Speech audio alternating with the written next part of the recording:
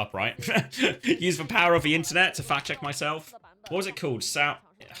ESL Saudi. Can I find it through Vision Esports page? I think it'd just be the fucking player. Fuck's sake, Vision.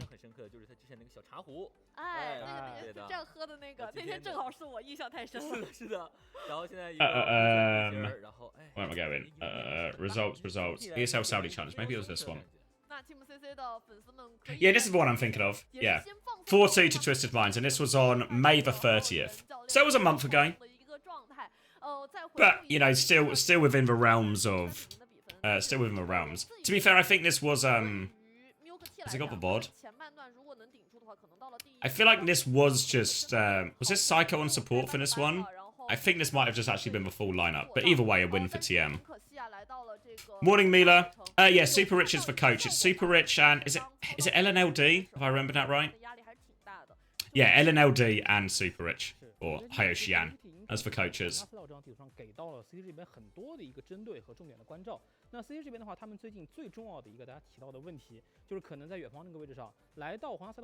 That was Psycho on support? Oh, okay. We're even more convincing then in terms of like the team on top.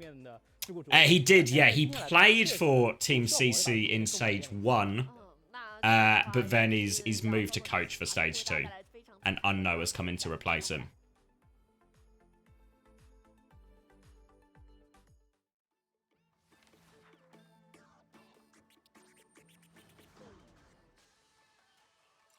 All right, so now we get a rematch. ROC Esports versus Team CC.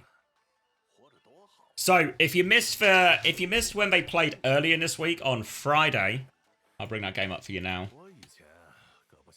This was the series at the start in the upper bracket. The way it started is Team CC took us to Ilios. Both teams played a version of Dive, and CC blew them out of the water. And then, as you would expect, as these things often go in a tennis situation, ROC Esports take us to more of a ground tank. Orisa Mirror. And they win it. And then CC picks Suravasa and then Runa Sapi. And we just keep playing these ground tank battles that they can't win. So I'm desperately hoping that I see a bit more variety in the draft and map choices from CC.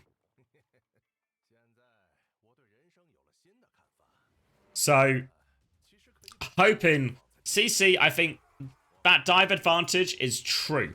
True and locked in, this dive advantage for CC. I just hope they make full use of it. Obviously, ROC Esports get to pick the opening map this time as well, as they've come from upper bracket now. So, do expect us to go somewhere where a dive isn't as viable. But I hope throughout this series we see Team CC trying to put ROC in more uncomfortable situations. Are scrims taken seriously by the players like tournaments, or are they just new things? I mean, somewhere in between, right? They'll take it seriously enough to try and learn, but you can't recreate the, what would you call it? Just sort of the tension and the pressure of a real match. It's always going to feel different, but the players will be taking it seriously and trying to calm. Obviously, it'll vary team to team a little bit. Some teams will be more serious. Some teams will be less serious in these things. Some teams will be more experimental, etc., etc. But in general, yeah, the teams will be trying. And yeah, all these 3 matches are today for China. So we're going to see the entirety of Chinese playoffs finish in the next few hours.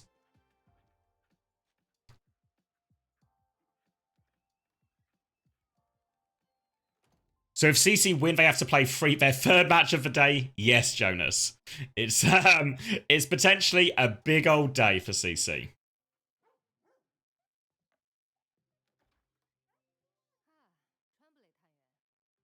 If you're Flak and your team gets poached for like the 10th time, who do you pick up for a 3rd roster?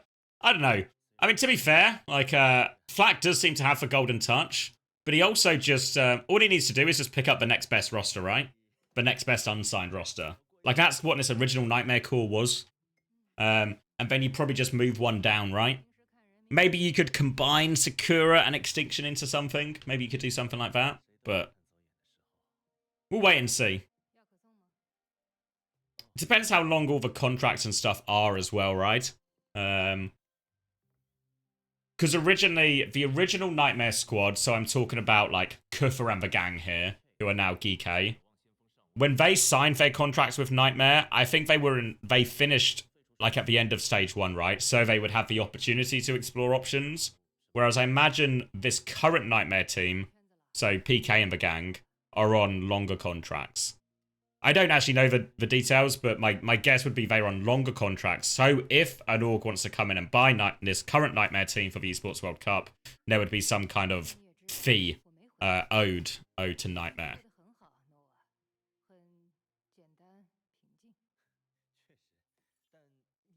Maybe they can pick up Kellen Sugar Free. Yeah. Yeah, ROC is well, Saudi organization, but a Chinese team with 2 Korean imports in the form of Taejong, who you might remember from Vision Esports in Stage 1, and Belosria, who you might be familiar with from Korean OWCS.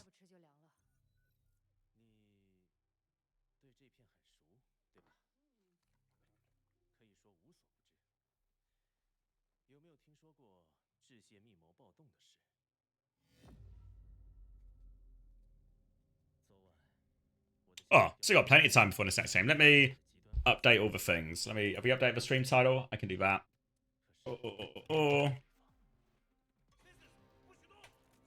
ROC Esports versus Team CC. Yeah, Scissors is still around. Just sort of an emergency backup while he lives his real life as well.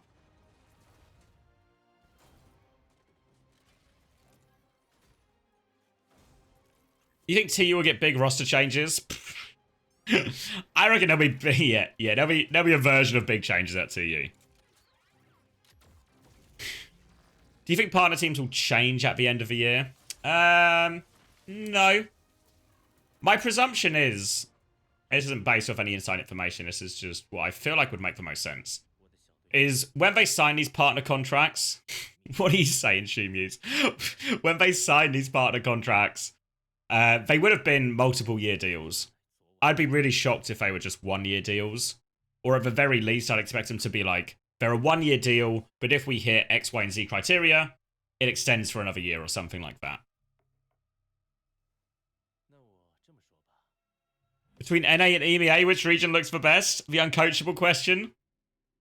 EMEA looks the best. Unbiased opinion. Yeah, I think they could add a couple of partner ones. Yeah, I wouldn't be surprised if they add a partner ones.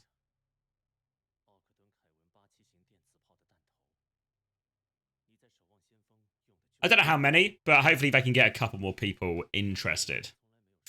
Can we get a Nightmare partner team? Prage? I mean, they're making a case for it. I mean, I think with the partner deals, it's less about the team success and more just about, I guess, the business model. Like, all the orgs they went for in the end have a much longer, I guess, just existence. Longer history of being longest business history.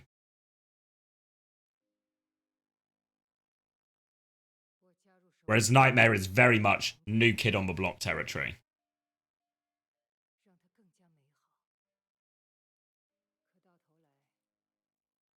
Would orgs want to join? Doesn't seem like there's a depth in player pool for sure. I mean, you have to remember, when we come to the end of the season, we're going to go into like a roster mania stage anyway for a lot of teams. So if you're a new org coming in at the end of the year, because let's say you're a new org, let's say you've just found a giant pot of gold and you decide you're going to start an esports organization right now and you're going to invest in Overwatch. The problem you have right now is all the talent is tied up, right? So it's so hard to build a competitive team to compete for the top 3 spots in basically any region or any of NA and EMEA or even Korea with the current freeze pieces, right? But come the end of the year when lots of people's contracts expire, all of a sudden everything's open to play for again. So if you arrive at the end of the year, then I think it's much more reasonable to actually build a competitive roster.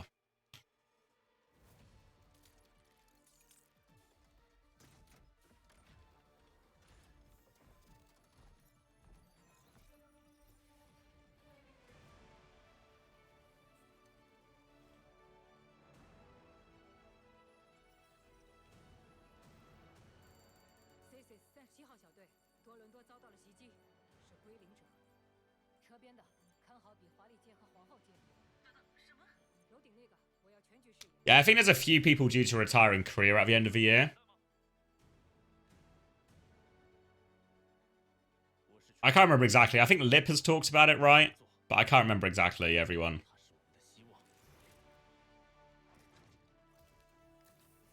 But yeah, I mean, from like the partner team side, I think it's less about the player pool in terms of available talent and more just about you need enough talent that they can build competitive teams, right? But it's actually about the business side of things, you know? Do they think if they buy an Overwatch team, it will help promote their brand? Will they be able to break even? Will they be able to make money? So I think like a much bigger indication of how many partner teams, or if there are any additional partner teams, will be a lot of how the revenue share stuff is working. How many skins have they sold? How much return have they got from the streaming? Stuff like that.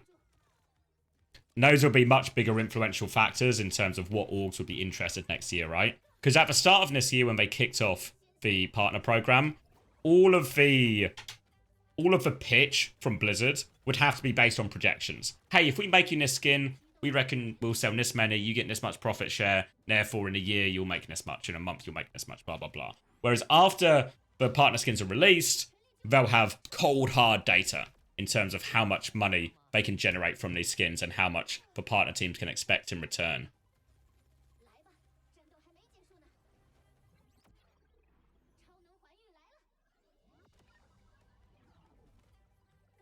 Buying a Zeta Lucio skin? Big Alpha Yi fan? Of course.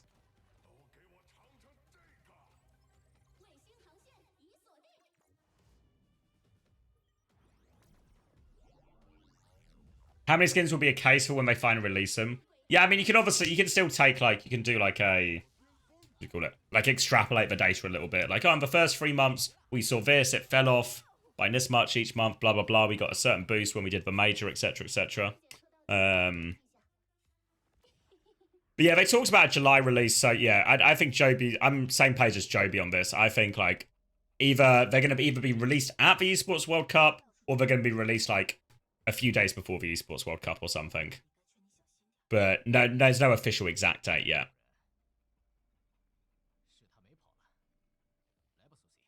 Yeah, expectations for the team skins is, I think, it's going to be very Overwatch League-esque. So I expect them to be available for every hero. So you can get, wherever your hero is, you can get a skin to represent the team you want to represent.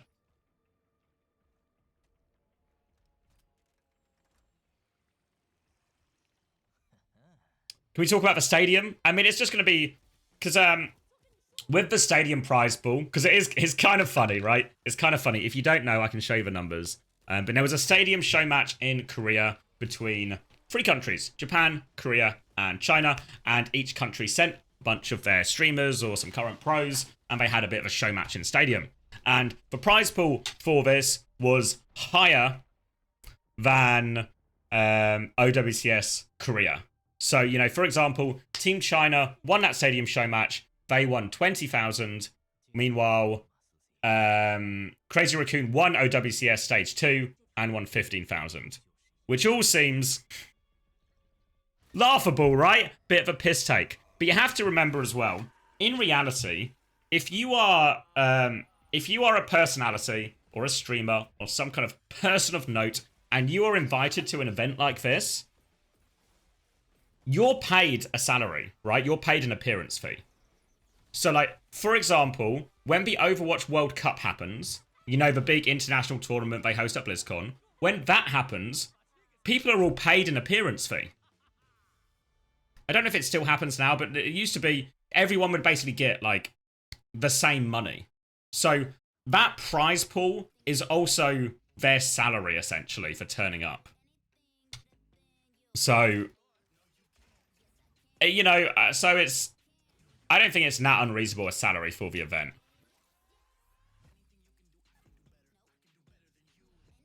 I mean, and also you got to bear in mind, this is like, I think the important thing to remember is if we have like, if this is a pot of money, let me just get rid of this, but if we have a pot of money and this is like the OWCS budget, right? This stadium prize pool hasn't come out of this. You know, like if this is like the LAN budget or something, this is production budget or something, and this is like prize money. So the stadium budget isn't part of this. The stadium budget is just like a separate cash injection. You know?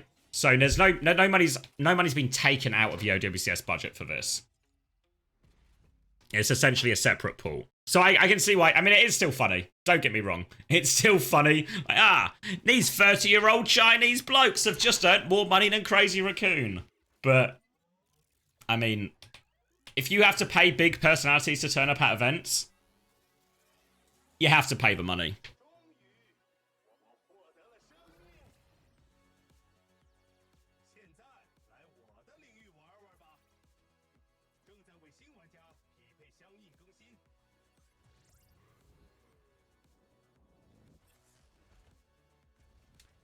Yeah, I mean, I agree. I agree with, like, what you could have done is you also could have just paid them the appearance fees and not made, like, a check and everything about it. But I imagine in some ways they actually kind of want the check to be public, right? Like, they kind of want to say, like, whoa, these guys won this money, you know? It's the same reason for Esports World Cup. How many times when you see the Esports World Cup advertisements on Twitter or Twitch, wherever you get them, how many times do those adverts mention the prize money? Every single time.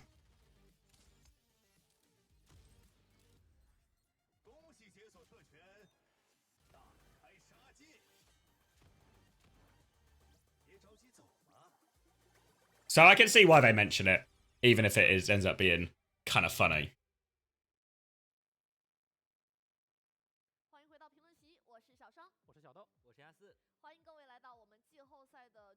Helps legitimize it? Yeah, that's probably the big thing.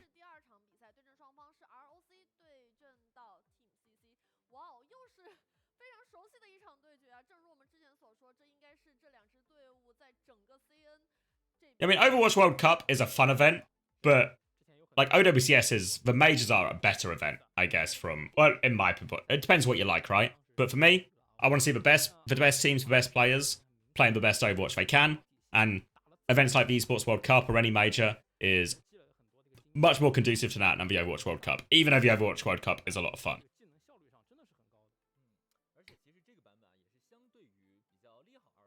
No answer today.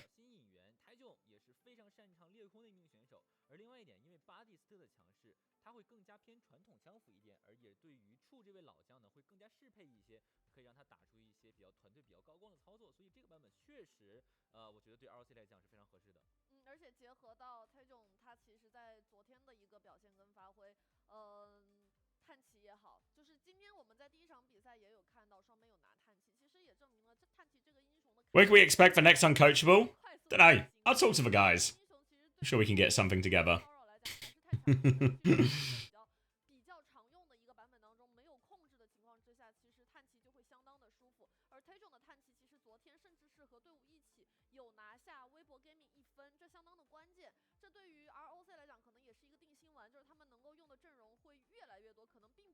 we know if Hunter's still breathing? Still breathing.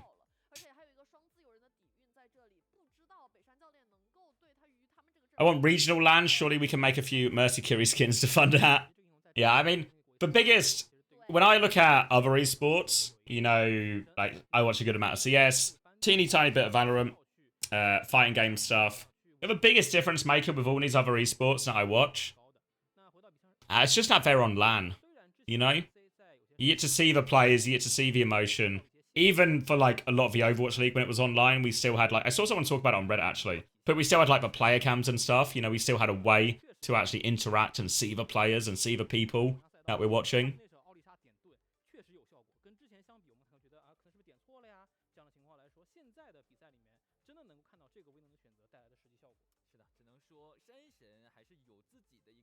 Not like you guys are going to be super busy. Yeah. Maybe we need to record the episode. Maybe we need the money. Call of Duty Online is unironically good. Yeah.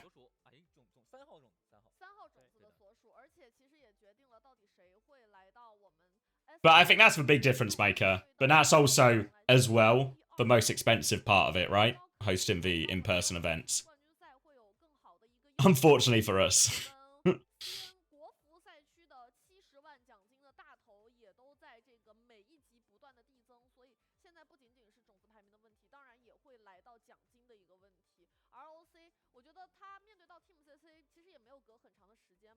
Do you know why there's a full month between Esports World Cup and Stage 2? Do you mean Stage 3? Or do you mean the end of Stage 2 and this? Because I'm pretty sure we normally get a month between... I say by normally, I mean, didn't it happen last time as well? Or you mean between Stage 3? Oh, okay. Yeah, I'm not sure when there's so much bigger break. I presume... Well, my guess would just be... Because the third major of the year is going to be at Stockholm. And it's not a standalone event at Stockholm, it's at DreamHack. So obviously, they're going to... I imagine they are delaying Stage 3 so that the timings line up to have that major finals at Stockholm. So I imagine they've had to insert a break somewhere. I mean... and that's where they've chosen to do that so it can line up with the dates.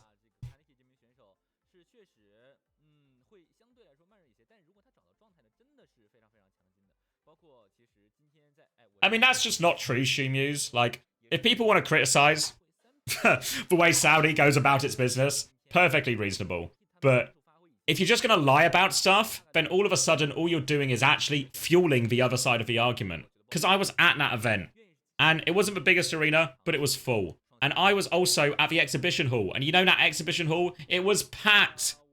It was packed every single day. When I had to leave the co-stream for the SSG booth and go to the toilet, it took forever to get past everyone. So there are plenty of reasonable criticisms. But the event was busy. My God. You're on some Ms. Liz type bullshit here.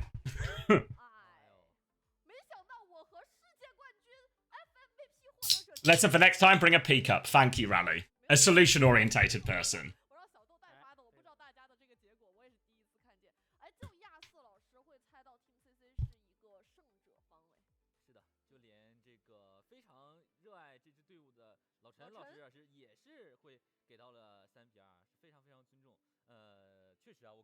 Surely a diaper would be better. There we go.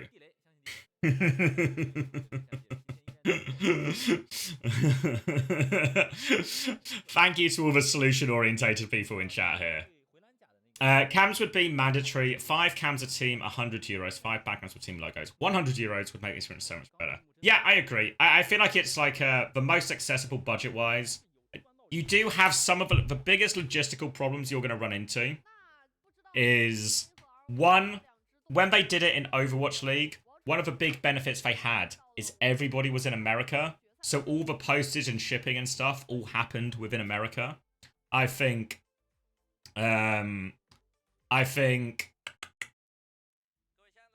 of the other problems you'll have is promotion relegation, right? So in Overwatch League, you can send all your cameras to the start of the teams at every season, and then they just have them. Whereas in OWCS, you're going to relegate a couple of teams, so you need to get all the screens and cameras back, and then you have to send it to a new group of players. So I think there's a lot of additional like complexities. But even if you just did it for like some of the teams, or the partner teams is a good shout or something, you know? Or you only did it for playoffs or something, right? Maybe if you only did it for the 6 playoff teams. Because we get a big break, don't we, between, or not, like a couple of weeks between the regular season. Actually, no, we don't. No, we don't. Oh, we do in Korea, but we don't in NA and EMEA. I was going to say we get a break, but maybe if you only do it for the playoff teams, and you can have the cams for playoffs, and that's like, there's like some middle ground options here, right? And that can solve a few of the logistical problems and solve a few of the cost issues as well.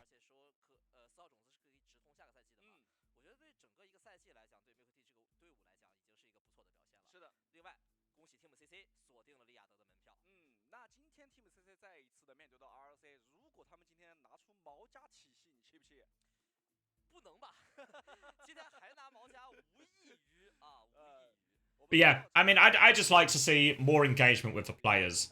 I think one thing we miss in Overwatch is interaction with the players. Honestly, I think it was true for large parts of Overwatch League as well. Whereas, like, when I watch, I'm going to talk about CS again. Really like CS. But when I watch CS, like, the personalities shine through, right?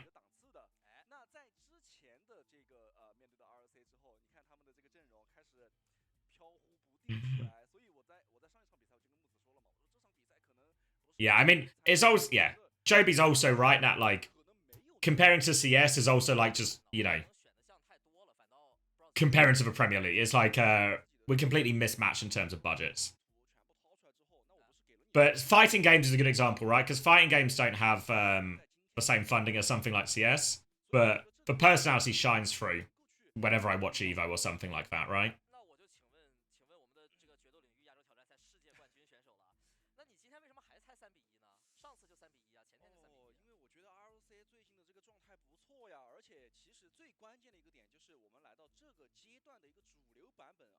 Not easy to have personality on LAN. Yeah, we were talking about it a bit earlier, Joby, of just like, it's so easy. Like, if you watch CS, you will all know who Apex is, right? But it is... I mean, it's not easy to have a personality like Apex. There are very few people in the world like him. But it is so easy if you have someone like Apex in your esport for his personality to just be on full display because there's a camera on him at every point of the event. Right? Whereas, if there's someone like that in OWCS right now, we just won't bloody see, you know?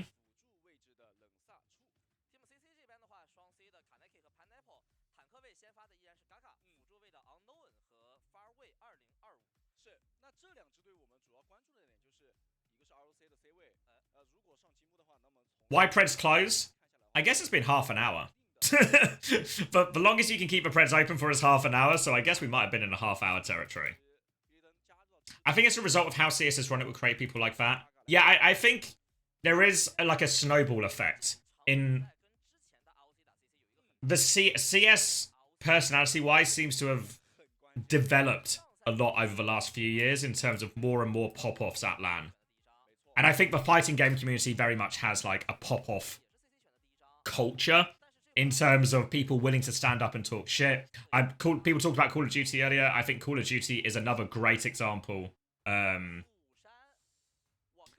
Great example of like everyone pops off in the fighting games, you know? Like it's set up to it. Like when I watch the Evo, if you watch Evo, lots of people watch the top 8. But if you watch the early rounds of Evo, there is just nonsense fucking happening. There are people turning up just wearing fucking costumes, ski masks, taking the ever-loving piss as they try and go through qualifiers, you know? But this is cultural.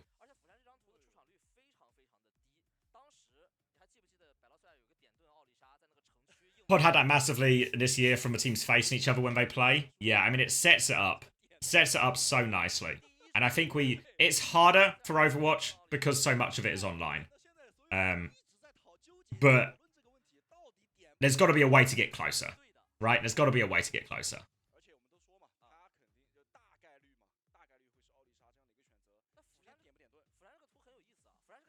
Yeah, I mean, yeah. The reason I think, there's a lot of reasons CS is the best esport, but a big part of it is the game.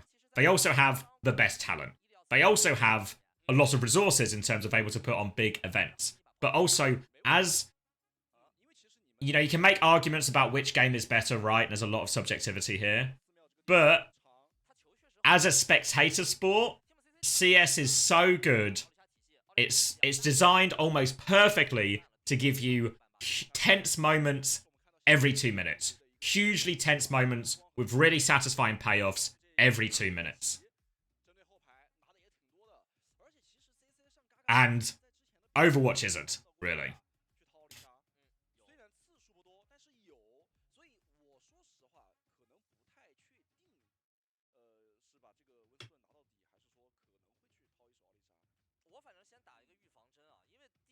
See, in CS, shit talking is common in LAN, but in Overwatch Esports, it's not going to happen. I mean, yeah, but the problem we have in Overwatch is there's echoes of the Disney XD era. If you don't know what the Disney XD era is, it is the period of Overwatch League where Overwatch League was broadcast on the Disney XD TV channel. And when you are broadcast on a Disney owned channel, it has to be very strict. No swearing. Don't flip off the camera, Prophet. All this sort of shit. Right? Don't say sex big dick. So as a result, Overwatch League was very stringent. Very on top of anything like that. Anything that would feel like it was a little bit too far or a bit edgy or anything like that. Jumped on, fine, stuff like this, you know? And that's not really very esports, right? Like, the perfect example, I think, is... Do you remember when Profit flipped off the camera and Profit got fined, right? By, you know, big corporate. But do you know what Cloud9 did? An endemic esports org, when Profit flipped off the camera and got fined? Cloud9 paid his fucking fine, and they made some merch of just a big foam finger holding up the middle finger. Right?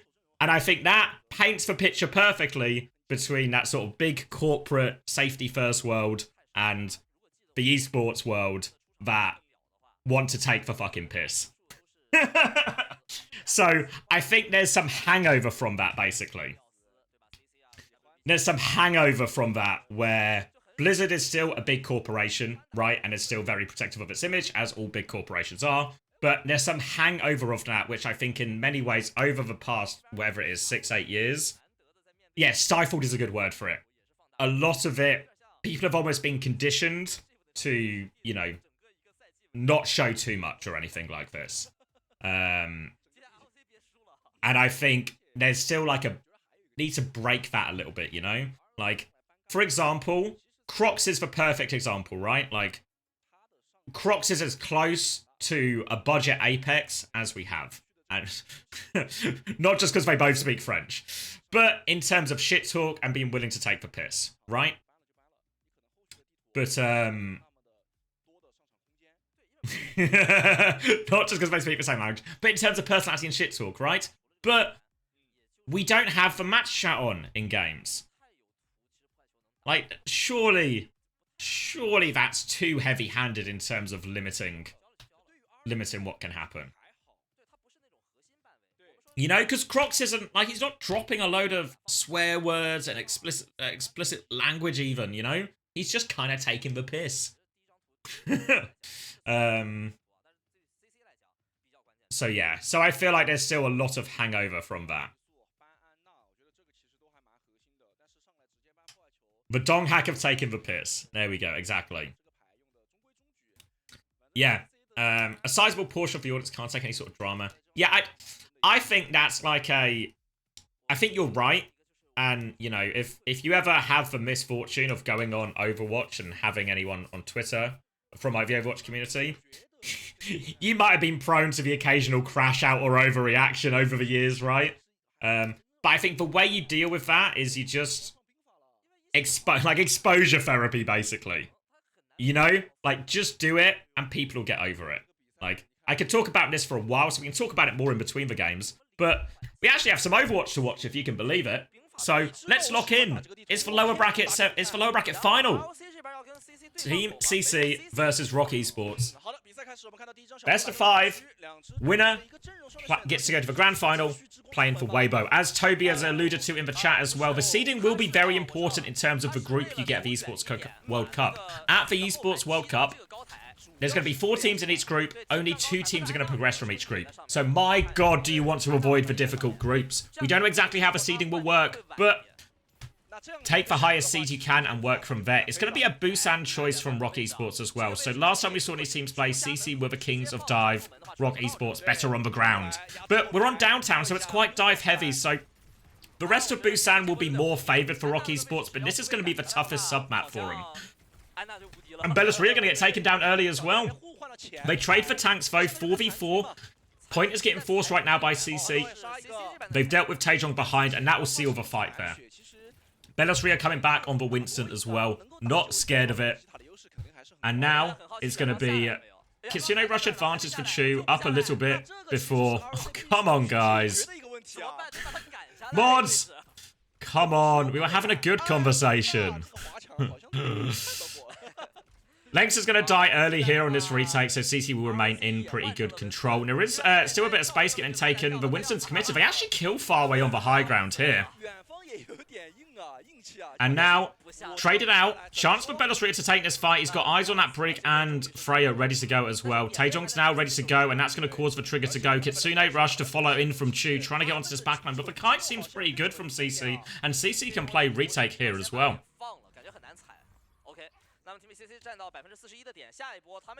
Retake for that Kitsune rush. Nano and Rally coming back. So CC have tools to be offensive and defensive here. And they've killed Lengsa again. What on earth is happening to Lengsa in this opening round? Bubbles are going to be traded on point. Kaneki has a pulse bomb. Might just stick it on the Winston if he wants to keep Bellisri on the back foot. But Lengsa dying early. Just open the door. And we are in free retake territory. CC have not used a single ultimate for that retake. They have 5 ults coming up for this fight, and they are in control as well. ROC Esports, nothing but a bowler to work with at all. Now, dive comes in onto the Freya. Pineapple into the sky, pushed out into the open. Gives Dia a chance to take the duel, but Bellisria dies on that jump there. The Rally just eats him up. Bash is big value, and it's going to be a quick reset as well. Forced all the way out.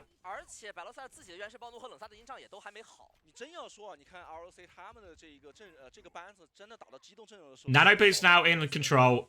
Primal coming back as well for CC. Beat nearly up for Lengsa. He's died quite a lot. So this beat has been slow cooking, but he nearly has it, and this means they can commit extra hard to this next dive once he gets it. 5% to go. Pineapple still keeping this like big wide position. Looking for early damage, but Gargar's going to drop the Primal now. Pressure onto Lengsa. Lengsa goes for the beat, catches everyone except for Taechong, but they can keep him at arm's length, and there's a Nano to follow this afterwards. Gargar's getting all over the Freya's. Push Dia out into the open. Full pocket coming through. Bowler to turn the kill, but Dia still can't get it. Now Gargar's got the Nano to keep him alive. Right click to finish off Chu. Bellisria has the Primal, but he has so much work to do with this Primal. He has to try and get the touch. They've got the flip, actually, thanks to Taechong, and Bellisria has to just play his life. They can scrape out another recontest from this ROC Esports, but they're not full strength at all. Taechong dies at midi on point. Maybe Bellisria can get one more touch, but that's about it.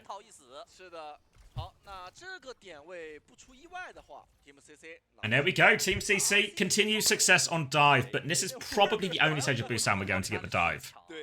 Are we all okay now, chat? Has everything been resolved?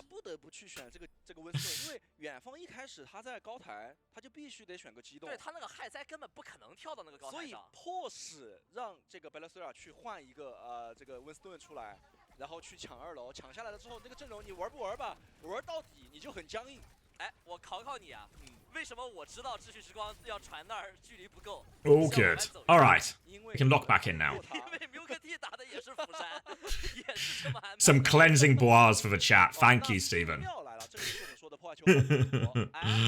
Yes, both qualified for the Esports World Cup. This is a chance to go to the grand final, a chance for more money. Remember, once we're in this stage of a tournament as well, all these teams are in the Esports World Cup.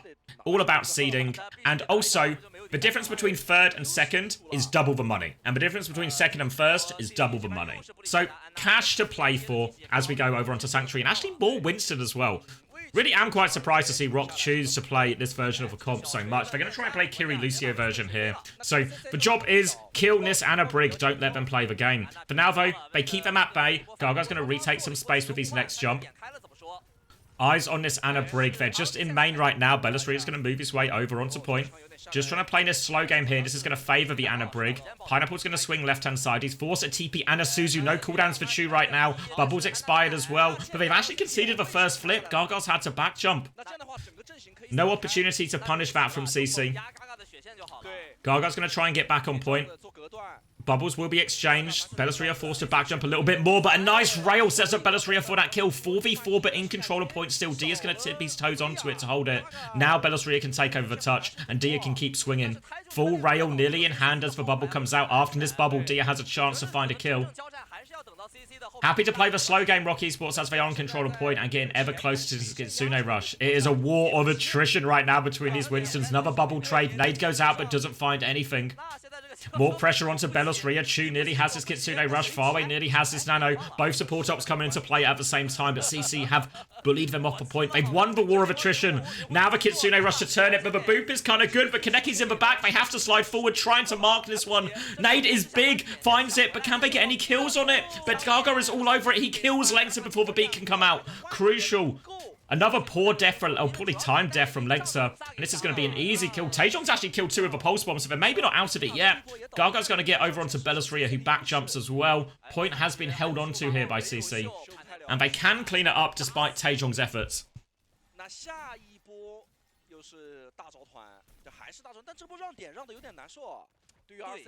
And now, beat advantage for this next push. Unknown's going to have the rally to respond with if they want. If I'm CC, though, I want to force this beat early. I might even go aggressively with Gargar's Primal if I get the opportunity. They're rotated in to the dojo area.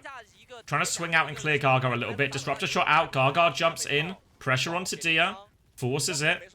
Chance to keep going. They're going to rotate forward here, but then Gargar, he has eyes on this backline, but he chooses just to turn his attention onto Bellasria instead. Bellasria is going to jump in. Primal comes out. Gargar's not used his yet. Dia's overclock is now going to get marked. The nade connects as well. Dia's in big trouble for Suzu, and Beat saved his life, though. Now Gargar has to run. Bellasria has been punished, though, at the tail end of his Primal, and Gargar can regroup with the team. He's low HP. He can't regroup with the team. Taejong gets the kill. All to play for now. Kaneki's taken down Taejong, though. They need to full pocket Dia, and they need Dia to hit some shots.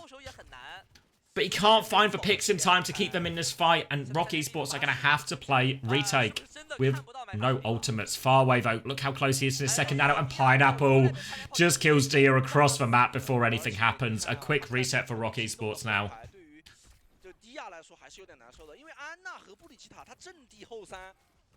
Jump onto point. Trying to charge up the last bit of it. Nano available now.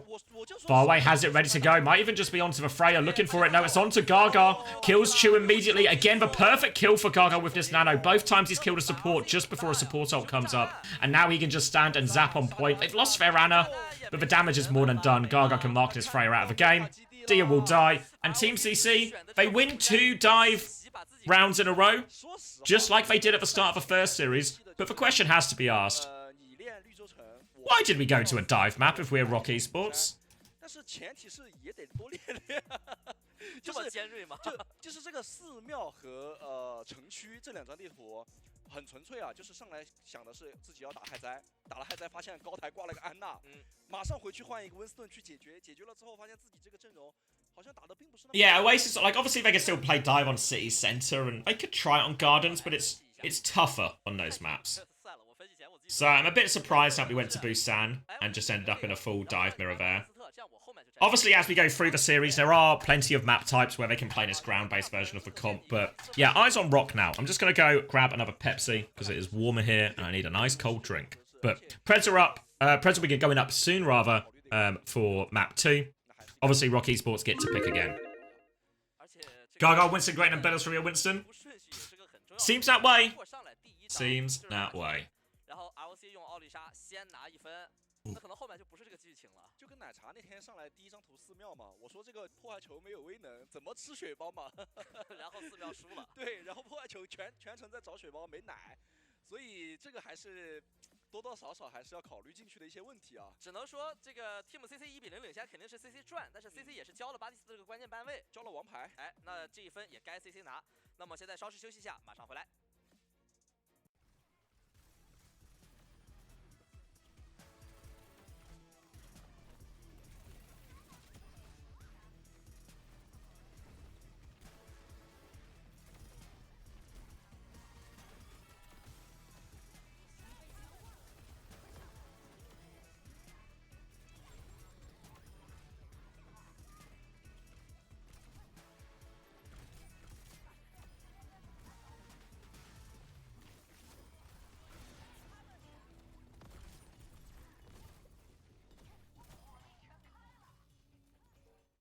亲爱的观众朋友们，欢迎回来。那么现在 Team CC 啊，反客为主，先下一城1比0领先。下张图又是 ROC 的选图。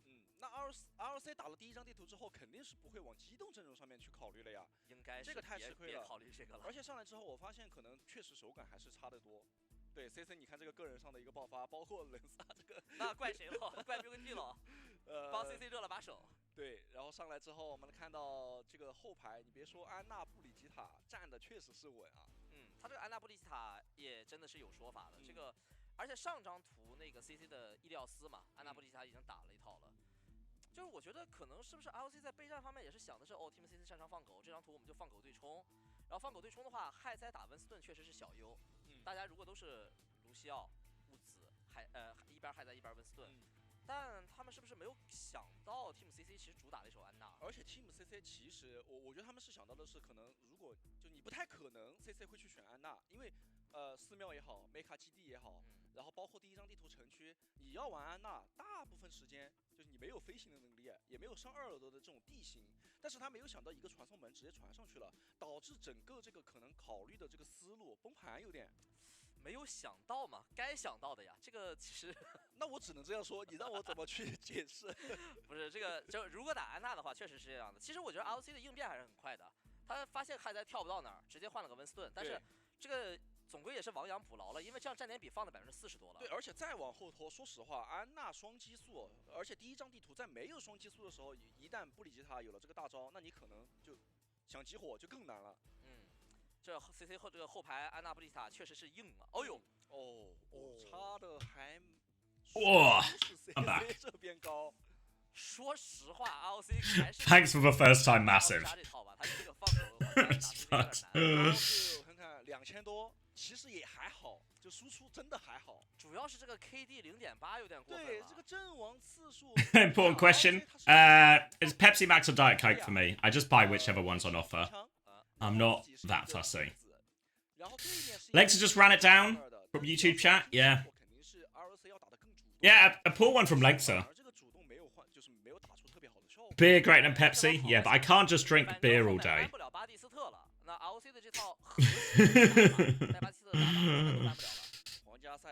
Can't just drink beer all day, can I? I mean, when I was on holiday, you know, we were at, so I went on honeymoon to Greece at all-inclusive resort, as some of you might know, and obviously the nature of all-inclusive is just, you know, I'm like permanently holiday drunk, you know, always just a beer on the go. So maybe you can. Maybe that's just the way to live life. 上个赛季我们记得处一直在打安娜，对，然后到这个阶段之后换成了低阶巴蒂，反而舒服了很多。对，我觉得就是处的英雄可能在安娜和巴蒂上。It's a weekend. Fuck. 换狗可能还是有点难。但是我在想啊，他会就 RC 会不会再来反 Functional drunks? Yeah, I feel like I'm not a functional drunk though. I feel like I just get really lazy. 你想到了没？我没想到，我肯定没想到呀。那你再来一个没想到？多拉多。那还行不行了？因为今天的备战，其实我说实话，我们都说了嘛，就是真功夫。你上。Do you think football casters and coaches in the 70s were completely drunk on the job? I mean, there are. You always hear these stories, right? Like, who's what I'm thinking of? It's not a football person, but it wasn't. You always get like these, I guess, like rock and roll-esque stories of like the 80s and the 90s, where everyone on like TV is just fucking blitzed the entire time on coke or something. Like, was it Stephen Fry who had a big coke problem at one point when he was like recording QI and stuff? 这个其实也是我们刚刚就是预想到的，就也能用，而且这张地图它就是长途啊，巴蒂斯特它就好用。这个先看换不换人，总不能还是毛家吧？这我还真不知道，应该不会。So maybe, yeah, was that a better time? Definitely not Disney XD. I mean, QI was a good family show, no? You'd watch that one with your parents, no problem. 17th of July for the last chance qualifier. Alright, Runa Sappy now. Feels like this makes a bit more sense for ROC Esports. A ban on the Sojourn actually here.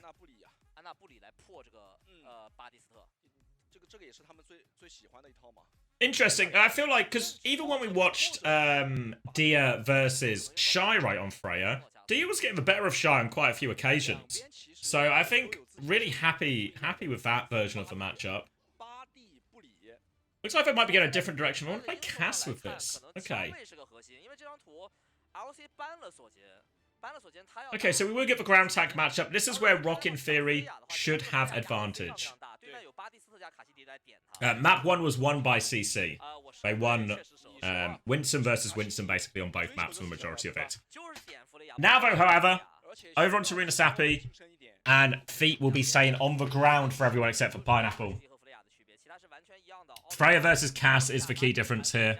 Bat Brig from both sides as well. The Lucio ban obviously forcing slightly different backlines. And alright, 他就是加速了一下朱诺。 Pineapple here going to try and get this early swing. Obviously has the damage advantage at this range as well, and he's just going to kill Lengtzer immediately. The lamp is late from Chu. And it continues to be a bad start here for ROC Esports. After winning in the upper bracket semi-final, everyone thought... everyone thought that ROC Esports had sort of established himself as the second. I mean, that's any meal, Goldilocks. Thank you for the first time question, though. Important one to solve. Grand Finals also today, yes. Alright, lock him back in. No rewards to speak of because that fight was just over before it started. Taejong's going to try and play this wide position, but Kaneki is on his case. Taejong's going to try and walk forward instead, but that's a recall force from him as well. Going to keep trying to push forward, pressure onto this backline. They've actually forced the lamp out far away as well. Bowler to try and turn it. The casters love that one, and Pineapple good for another opening pick. And the Freya making all the difference right now for Team CC. Clean up on point, no trades as well, and this is going to be steady progress for CC. Meter heads, look out, because these meters are climbing. Significant rally advantage for Unknown, nearly 50%. There's a window, there's a Terror Surge advantage. Everything is going the way, and Dia has swapped on to mirror the Freya now.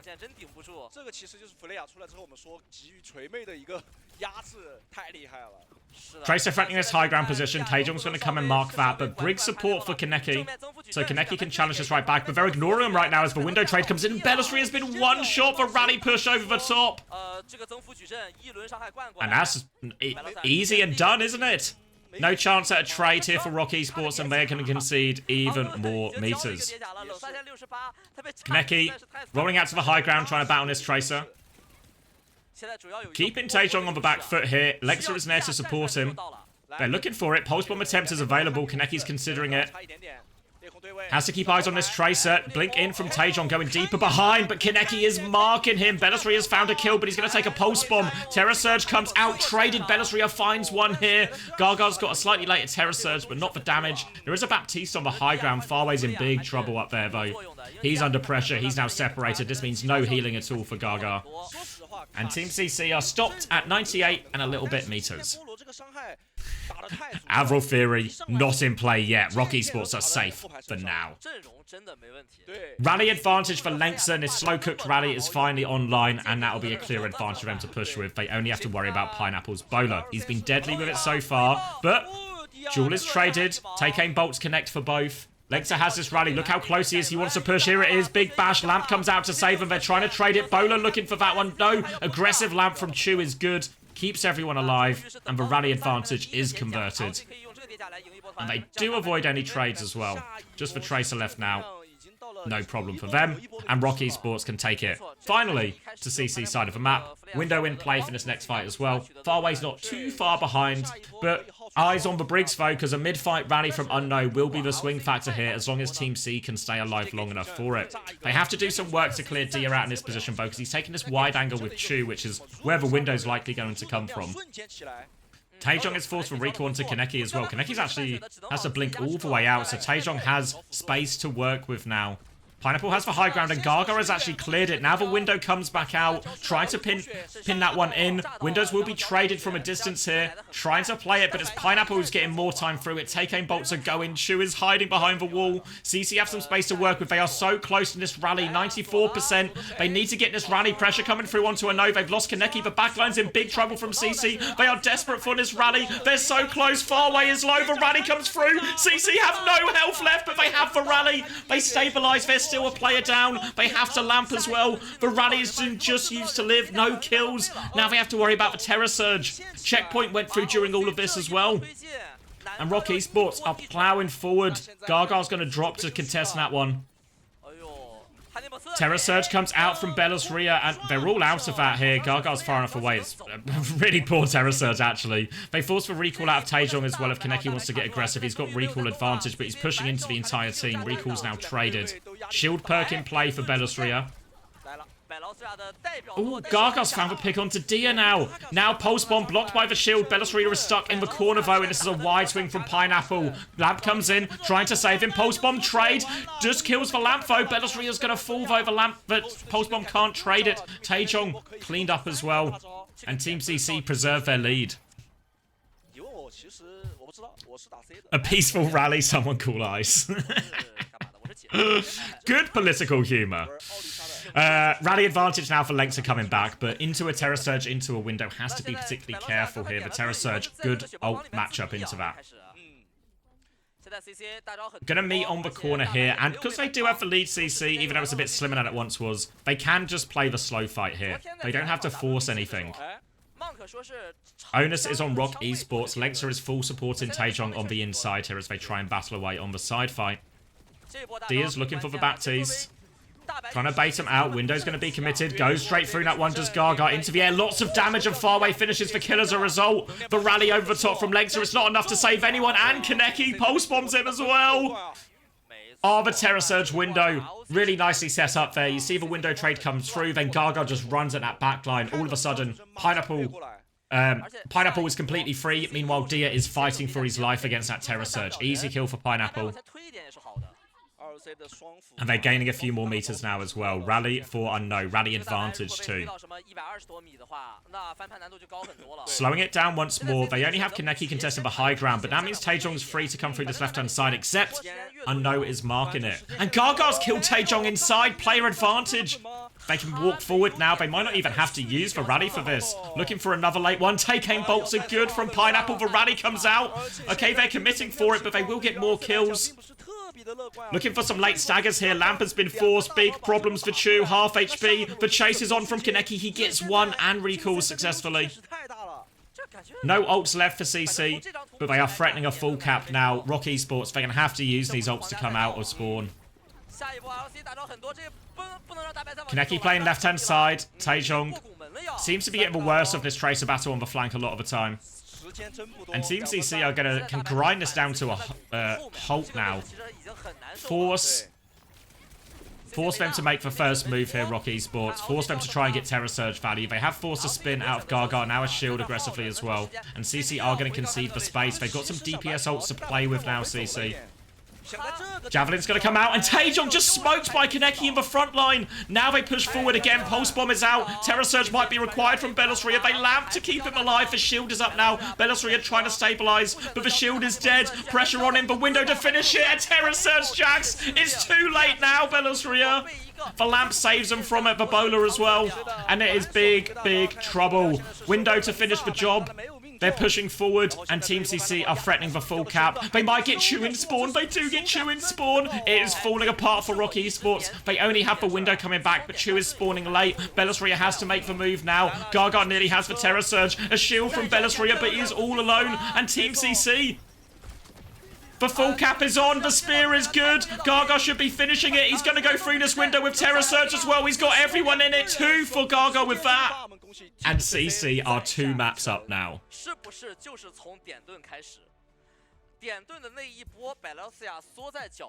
And this is not what I expected.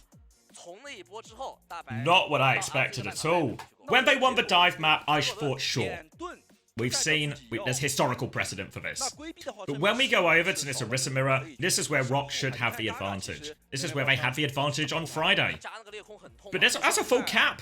It didn't look close either.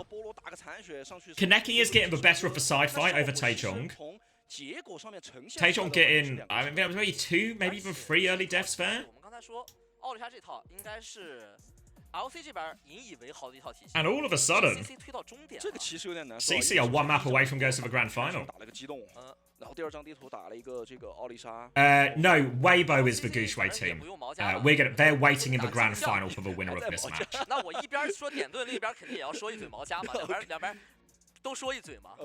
Yeah, Avril Theory holds strong. But actually, if anything, yeah, improve it even further. 98 meters. And this is a tough situation now. You lose on the dive map. You lose on the Orisa map. Where do you go now?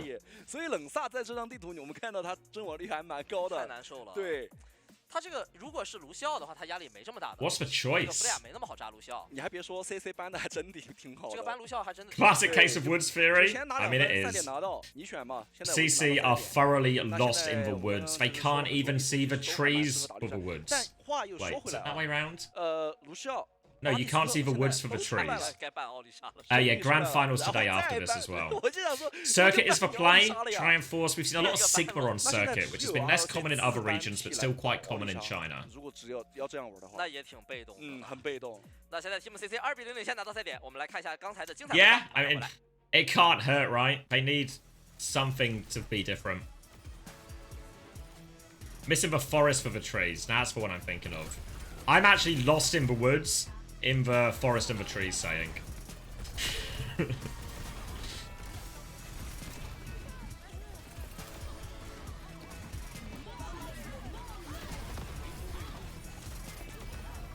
Worth noting, Pineapple has to be getting the better of Dia on all of these as well, right? Opening, obviously, he was up against Cass for the first few fights in this Arena Sappy, so have a clear win condition there. But just good for it, even when Dia swapped over to the mirror.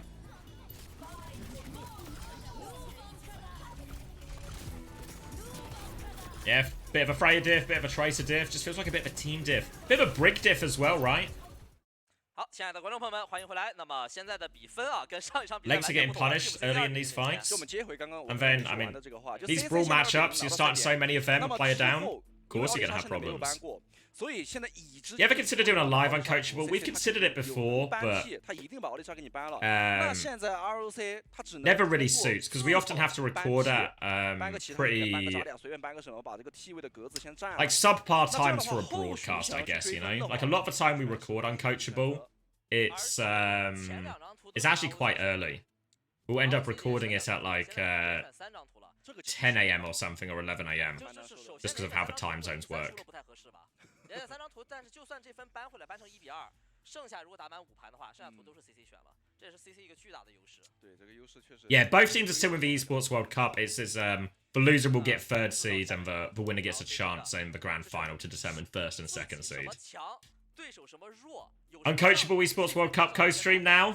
I mean, the schedules have been opened. 但对从我们的角度来讲，确实 CC 上来之后 Score in the upper bracket, Dark Arts in YouTube chat. It was 3-1 to ROC Esports. ROC Esports lost Idios in that upper bracket game, and then they won 3 Orisa maps in a row. Or was it maybe a Circuit Royale and then 2 Orisa maps? But three ground tank maps in a row. So this Runa Sappy is pretty significant, not just because it puts CC on match point, but because it is a reversal of fortunes in this type of matchup. 他打的输出，我想想啊 ，ROC 打的输出多哦。怎么说？阅读盾啊 ，CC 很多输出是打在盾上的，那个不算输出量的，还真是，是不是？你这个反手打 CC 这边 ，CC 没有点盾，所以说打到奥利莎身上，所以说 ROC 输出高。Live uncoachable only if Chris gets some wine. 那个盾破了以后，他是没有盾的保护，破了以后直接击破。 We'll keep him away from the wine. He was good crack though. Chris is a good drunk. He's a funny guy. 的一个情况下，大风车其实是奥利莎自己本身来拉扯的一个技能。那没有了。Yeah, Weibo is like, it's not just Twitter, it's kind of like everything. Was it Alpha was saying yesterday? Where it was something like in 2020, was it, I can't remember the exact number, so maybe I'm, you know, pinch of salt this, but it was something like 80% of internet traffic in China in 2023 was like on Weibo or something. It's like, imagine if you got like Twitter and YouTube and put it all together. It was great. Yeah, I mean, Chris is good for it.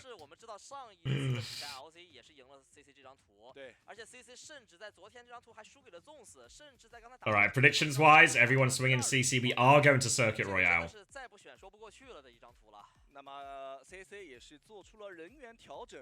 Billadeng is in as well. I mean, this hasn't actually been a good pattern. So Google, yeah, Google is probably actually a better comparison, yeah. Okay, so we are going to Circuit Royale. Billadeng is in, so factor that into your predictions, because Billadeng has had pretty poor so far. Pretty poor results so far in playoffs, and for the maps he's played. Do you know it's going to be the ban from ROC Esports, trying to force a slower version of the compositions CC are going to ban the Sojourn now. I'm probably very much happy to keep Pineapple on that Freya. And here we go. One map away from the grand final. X for everything app? Yeah, kind of like that. Okay.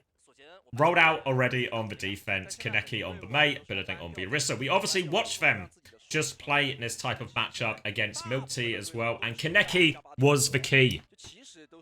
Kaneki got through a huge amount of work for them. Every Blizzard was a slam dunk. Good picks.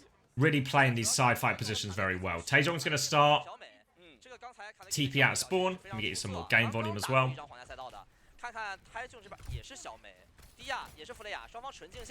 And alright, Bapalari versus Bapalari. Orisa's in play. May's in play. So, gonna be pretty even. I mean, the May and the Orisas are both going to be pretty tanky in these wall trades. It's not like the Sigma matchup we saw earlier, where the tanks can really die on these timings.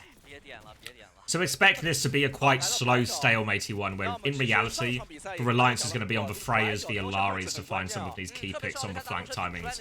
Kaneki's playing this left-hand side now behind this bit of cover, trying to peek aggressively, try and take the fight. Taejong's coming to challenge that now, all about the dinks. Wall off as they try and isolate that position, and Taejong wins the duel! Connects for headshot. Big opening pick. Pineapple has the bowler, so they have to be a little bit careful as they walk forward here, ROC. But with that player advantage, another dink onto Pineapple. And Taejong missed a right click right now. And he is creating all the space. He's going to get in his side position as well, and he can just keep poking Billadeng out. Clears the pylon, avoids the spear, and the pressure is on. They have to contest the point. Wall onto the high ground to try and isolate Billadeng. They're going to window back. Windows are exchanged, but Billadeng, he is so low. D has found an important kill, though. Can they keep this going? They've got eyes on this May as the windows are going to expire. They can keep pushing after this. Pineapple needs to find something with this bowler sooner or later. More pressure on. Kaneki's going to get taken down, and the lamp is late from unknown. But it doesn't make a difference. Clean first point for ROC Esports. There is no clean feed in answer to the clean feed question for China. So we'll get, we'll get Chen and the gang providing the backing vocals. Huge May advantage for Taejong off the back of that. Oh yeah, the quality's much worse, sorry. Yeah, the quality's much worse as well. Okay, sorry, I'm locking back in. I'm locking back in. Yeah, Captive Sun coming back out. Pineapple's going to clean everything up as a result as well. And a nice little stabilization fight. And as we see so often on Circuit Royale, it's just going to be this long retake from the slow ground. Long retake from the low ground that is often so treacherous for teams. They have plenty of ults to throw at the problem here, ROC Esports, but not getting traded on the way up, that is the key. You can see Pineapple peek as aggressively as he can. He's got a bowler for the rotation. Best course of action for ROC Esports is to get a few players underneath, and then that little tunnel underneath where Pineapple's standing right now. If they can get Taejong into that position, maybe there's an option for him to just pull a little bit of attention, make the walk up easier. You see Dia is underneath there now. Captive Sun comes out to try and create a space. You see Taejong now, left-hand side of our screen is out. Captive Sun will connect. Can they get the explosion? Lamp will be forced by it. Backline lives for now from CC. Blizzard is out though. Blizzard is good from Taejong. Freezes Kaneki. He can't respond. And Kaneki the difference maker. Oh, sorry. Taejong the difference maker on the mate again. Terra Surge for Bellastree here. Doesn't need it though. They can get all the cleanup kills. And the payload has moved so much during all of this. And this is a great fight for ROC Esports.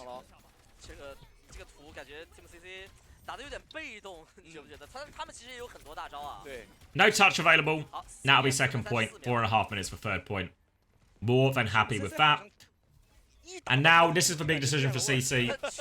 Defensive team. Do they try and get 2 fights, or do they just play the back high ground slowly? They do have ult advantage, so the inclination should be they should get 2 fights. But it's so hard to get out through this coast area and out the high ground. You see they're trying to come that way now. It's actually a double DPS flank. Kaneki and Pineapple trying to take this. Looks like Billadeng not with them at the moment, actually, as they're going to walk up here. Billadeng may be coming through the lower door. Where is he? They're trying to poke their way in. Yeah, Billadeng is just underneath now. He's going to stop the payload. They're still trying to poke through top, but Dia is keeping them pinned back in these doorways. Oh, the Javelin is good from Belostria. This is a disaster for Team CC. Now they're on the back foot, looking for this as well. Blizzard comes out from Kaneki, but Fortify is available from Belostria. He's going to Terror Surge to stop himself getting frozen. Billideng's going to try and turn it with his own Terror Surge, but they get out of it. And these ults have found no value from CC. An important trade from Pineapple might save the day for the recontest. A lamp from Spawn to save Billideng. Belostria really wants to push it, but he's got full support of his team now, Billideng. Kaneki is coming back on the Venture as well. Taejong has the Blizzard soon. Chu can start with Window, and then they can Blizzard to finish the job here, ROC Esports. All eyes on this Blizzard. They need to try and force the Fortify with the Window. Chu's going to drop it now. Shield is up. Belostria is going to get round the corner. Fortify used by Belostria, but it's Billideng's Fortify we've got to keep our eyes on. Pineapple tries to use the bonus to take over left. Farway's going to lose that duel, though. Here comes Taejong. Pineapple's trying to hold down the fort versus everyone, but he is so outmanned and outgunned here. He has to drop to the low ground. Now Taejong has the power position. Wall off as well. Pressure onto the Orisa. Captive Sun will hit Unknown. The trigger is there. The kill is got. He turns his attention onto the Venture. They lose Dia, but they still have the high ground. They still have player advantage. Blizzard available for Taejong and Team CC. They've gone Anna. They've gone Tracer. Emergency swaps. The full cap is on here for ROC. Pineapple will get the first touch. They can force that recall off. As Billideng comes back on the hazard, he's going to have to leap to point, and that Blizzard will be coming at his feet. Nade out into the backline hits Lengtser, but they need the point first as well. Here we go. Oh, Taejong gets traded, but the Blizzard is out. Billideng has the Fortify, though. They might just be weathering the storm, CC. They're anchoring the point. The trades have done enough. Farway's going to peek it at Orisa. They have to worry about this Orisa still. Belostria has the Terror Surge, but he is getting bullied around. He goes for it. Burrow underground. Belostria Terror Jaxes again. And somehow, someway, Team CC, they've stabilized. CC might be out of the woods. Unbelievable clutch there from CC to save this point. They're sick in this comp as well. It's now just a Tracer, Venture, and a comp. They're going to try and trade their way out of all these problems. There's a shield thrown onto the high ground. Belostria is actually in... Is he main or is he just coming? Is he just a bit slower? Taejong's looking to try and get over. Actually, both Orisas up here now. Shield trade goes down. Shields will be broken. Taejong's going to leap in behind looking for this Anna and Baptiste. Has to be careful not to be slept out of it now. Kaneki's taken care of on the other side, so player advantage. Taejong with an opportunity to keep going. Pineapple is behind. Pulse Bomb clutch available for Pineapple. Window is causing problems for Billideng on point. Needs his Pulse Bomb to connect. It's just onto the pillar, though. Avoided by everyone. He kills the pylon. They've lost Billideng on point. They need kills. They nearly have the nano. Farway dies just as he gets it. The window is out. It's not enough. Unknown is in spawn. And ROC, they will full cap. But a decent chunk of time off the clock for CC.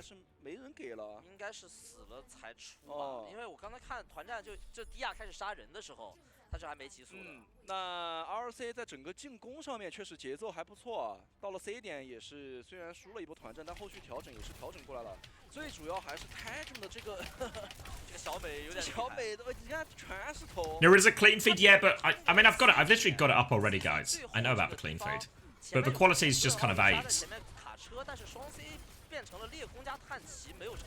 No offense to the Pro Chaser guys, because I know they're all like volunteers and put this on for free, but the quality's just a bit rough, so if we can get away with it, I'm going to try and use this one, because, you know, if I'm going to stream in 2K, it undermines the 2K stream if the stream I'm watching isn't that close to 2K, you know? All it means is you get a HD face and some messy gameplay. So, this one's, we had some problems with it on day one, but it feels like it's been stable. This is the Billy feed. So, straight from the source. Billy is like a big streaming platform in China. Face is all we need. Perfect, then.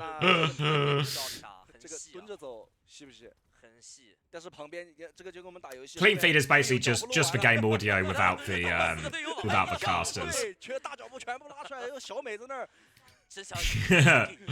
Mandarin in one ear and me in the other ear works. There we go. Alright, Pineapple, Widow out of spawn. Nothing to shoot at, though. And it's going to be Zarya now. This is Billideng's signature hero. Eyes on the Zarya here. Genji to work with as well. Walking forward. High energy already. Takes this aggressive position. The Orisa's going to try and respond. Billideng needs a lot of help here, but he is just shredding everyone. They need to keep the energy. Can't. It's a good trade from Belostria. Resets the energy charge for Billideng. but they crack it open pretty quickly. And the main aim of the game here for CC is bubble their Genji as much as possible, send Kaneki onto these positions to occupy Lexer and Chu. This is going to allow... No way he's going Reinhardt. He's going Reinhardt. Bubble it to get into these squishy backliners and then build up energy for your Zarya. But now ROC Esports, they are trying to stay a step ahead. It is a Rein swap. Rein is good into Zarya here. So let's see this one. It's normally... You normally need the Mei as well with the Reinhardt, but they're playing it with the Venture. So we'll see if Belosri can make it work. Venture's in play a lot, and Belosri is going to walk forward and die. Oh, put it in the bag, Belly. Reinhardt is not for you, and this is a disaster first point. No tank to anchor it. They're going to take turns touching, but it's just going to be a conga line to a reset. And Belosri is now going to go Remarcher instead. Kaneki's still up here as well. There's a Venture lurking around. We'll manage to get out. But Bilideng can farm up a bit more energy, keep playing aggressively. We're about to have Beat and Blade as well, and ROC Esports are on the wrong side of the ult snowball right now. Chu can window out, but the perfect ult for CC to respond with here. Eyes on Kaneki to go with this, as long as they give it. No, Dia's got... no Beat available now. Farway's going to window anyway. He has to lamp to keep Kaneki alive. And Dia might have just saved the day here. Kaneki's not going to invest for Blade now. Team CC are going to try and regroup and reset, but the Venture keeps going. Bola over the top, lots of damage. Kaneki goes with the Blade now, unsupported. Kills the Baptiste, but there's no one else to shoot at. A single slice on a Ram is nothing but a scuff. And CC missed their opportunity there. Now they don't have a combo at all. Jumping up and down. Farway's going to have his lamp forced on the rotation. Grav is available now for Bilideng, but Lexer nearly has the beat and Farway dies on the rotation. King of the high ground, Dia does get taken down. What if Kaneki just did it without a Blade? Can't find it though. Chu and Lexer deal with that one. Grav is out, Beat is out in the front. They kill the front line here. It's chaotic. More ults being thrown in. Lexer's going to come die on point. But that is all of the ultimates from CC spent before they get the checkpoint. How do they win this fight now? They kind of just need to bubble Kaneki in and hope he does some wonders. If Lexer gets this beat off, there should be no chance.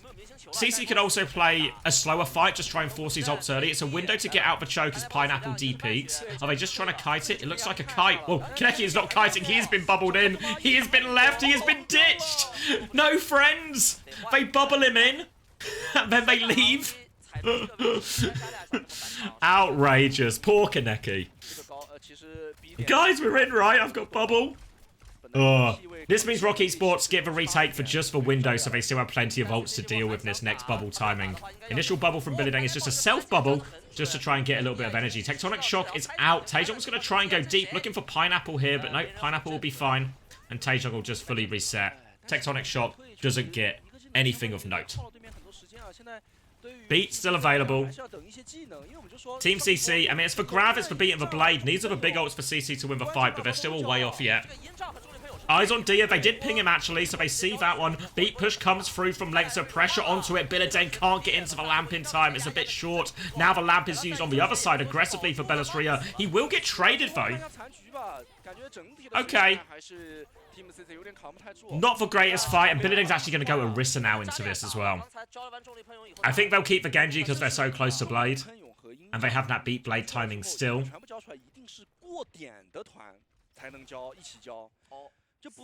And look at Taejong. Oh, I thought he was going to lurk and play it very slow, but I think if they spot him, so Taejong's just going to change position now. Bilideng's already swinging the corner. A bit of free walk up here for CC thanks to that Ram trade. But Annihilation. Oh, Bilideng's found the hiding Venture. Opening pick. Belosria still has the Annihilation to turn. Shield up. They're trying to... Oh, the Freya's in big trouble. Dia's... Oh, there's no way out of him here. And ROC Esports, their DPS have made mistakes, and Belosria's going to get crushed. Is there an ult Belosria won't Jax? Annihilate Jax? And it's just going to be a free second point here. And ROC Esports, they stabilize multiple times just to find a new way to piss it away. And now 3 minutes. CC obviously have to try and complete the map. They are holding this high ground, and we're back in the Orisa mirror. All roads lead back here. Window out of the high ground now. Pineapple chooses not to invest for Bola. They're just going to try and de-peek in this window. Kaneki might have to ice block in the middle here. He's trying so hard not to. Ice blocks at the last moment, but Taejong is there, looking to catch it. Belostria mistimes the javelin, though. Beat push now comes through from Unknown. No ults to respond with from ROC. They're flooding over. The lamp saves Dia's life again, but he's still in a lot of trouble. They're trying to push this. They do finish Dia eventually. Now they have the angle all over Belostria, and the beat push will be successful. It cost him a window in the end as well. Pineapple needs to be careful not to get traded. Lexer is all up in his grill, but the pocket is good from far away. And CC keep it rolling forward. Terra Surge and Blizzard to potentially finish it here. Can start with the Terra Surge, force a lot of cooldowns, then Blizzard on the point, then no one has their cooldowns to touch. The key for ROC Esports is they need this beat to come up for Lengtzer. He's 14% away now. They need to play for time. They've got the space and time, though. They can get that Lengtzer beat online. The CC are just actually playing quite a slow and pokey fight. They have no control of a high ground either, actually. So they can reset there. Pineapple's going to try and take the jewel, but he's fighting 3 people up there. The payload is still creeping forward as Pineapple takes this one. Dia wants to push for the kill. Lamp is good onto Pineapple, and he wins that one as a result. Now a chance to go with ults, but Lengtzer has the beat. Blizzard comes through. Kaneki dies during it. The beat is now. Belostria is frozen, but he will be okay. Terra Surge still available. Billading invest that now, but Taejong is getting it all done on the venture. Does not matter. Taejong has found the trades. And Team CC, all just on the low ground there, quite slow with all their big ults. And just allowed ROC Esports to take control of top left. I mean, Pineapple even won the duel, but they still just had control of that position. And that meant Taejong got the free engage into the backline.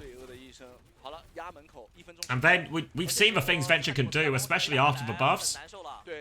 They've got at Hero, they have so much power. So good at finding these trades. And now ROC Esports, they can do a forward hold. Kaneki, opening pick onto Diavove. Window back, it's quite far forward from Chu. Taejong's going to go. He's just playing for trades in the backline now. He is going all in. No, Belostria is going to take a step forward. They are outmanned. They're trying to isolate Billadeng, but Belostria has taken so much damage in the front here. Belostria has the angle, the wall off on the healing. They have to be careful not to stagger. Oh, Chu is in such big trouble. They know he's there. Go kill Chu, CC. Go high ground. Chu is staying behind. He knows he has no choice. There's a window on point. Unknown has beat advantage. Chu is on what he's going to hope is a hero flank here. Bola from the back with the beat comes out from Unknown. Catches everyone. Pineapple's going to go challenge for the high ground. No. Lots of damage onto Lengtzer. He's 1 HP. He finishes the kill. The Venture's coming for him now. Dia's found a pick, actually. There's more pressure. Lamp on point. Saves Pineapple's life. More pressure coming through. But Taejong again. He's traded everything. He is keeping ROC Esports in this series. Just the Orisa now, and Team CC, they can't convert it. ROC Esports, hold on. Get their first map in the series. And some of this is, I think, is just map control, right? You see Pineapple go up to that high ground on the Freya, challenge it when he kills Lengtzer, right? He gets up there, he gets a bit of high ground position. But because there's nobody with him, there's not a BAP or somebody else to stand there with him, he's not able to hold the position. So Taejong keeps going for these burrow timings, has a bit of a chance to hit like a one-shot combo, then can drill dash back out, reset on the high ground, and go again. And if you just give a Venture infinite up and down opportunities, eventually that Venture's going to find a trade. And that's what happened in all of those fights there. So I think really it's just an approach to the point problem for CC in terms of not committing the resources to actually get the high ground hold, to put themselves in a position to win that longer fight, and as a result, allowing ROC Esports to play there. CC 的闪点苏拉瓦萨 ，CC 的混合图其实我们还未可知，就是主动权还是 CC 这边要高得多。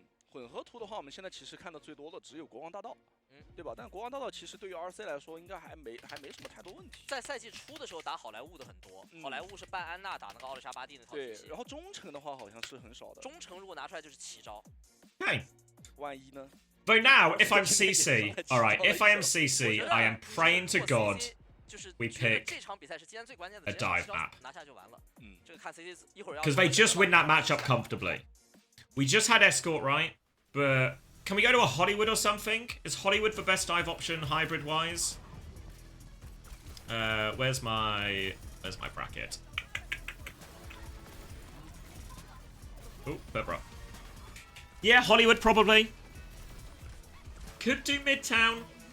I feel like Midtown's a bit more evenly split between like the ground tank and the dive. Like maybe once you get to second and third, the dive's really reasonable, but tricky on the first point. Yeah, I mean, credit to ROC as well for blocking the escort, so Dorado and Gibraltar are off the table.